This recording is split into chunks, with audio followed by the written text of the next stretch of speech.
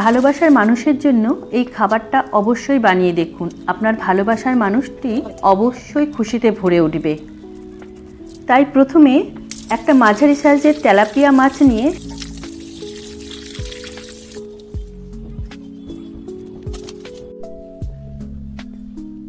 সেটাকে ভালো করে ধুয়ে লেবু ও নুন মাখিয়ে 5 মিনিট রেখে দেব।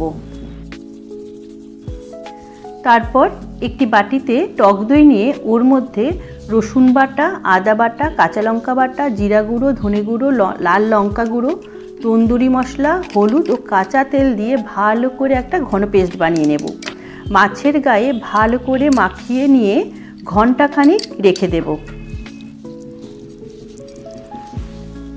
মাছের গায়ে ভালো করে মশলা মাখিয়ে নিয়ে ও পেটের ভেতর ভালো করে মশলা ভরে দিয়ে এইভাবে আমি ঘন্টাখানিক রেস্টে রেখে দেব।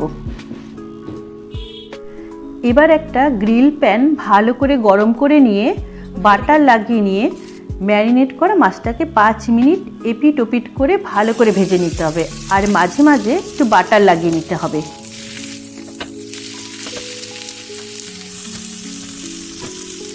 ব্যাস তৈরি আমার তেলাপিয়া মাছের তন্দুরি বা রোস্ট। এবার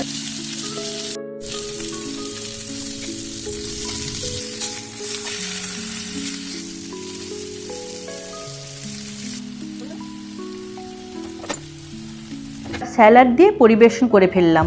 সাথে যেন লেবু থাকে। দেখবেন আপনার ভালোবাসার মানুষরা, সে আপনার স্বামী হোক বা সন্তান, খুশিতে ভরে উঠবে।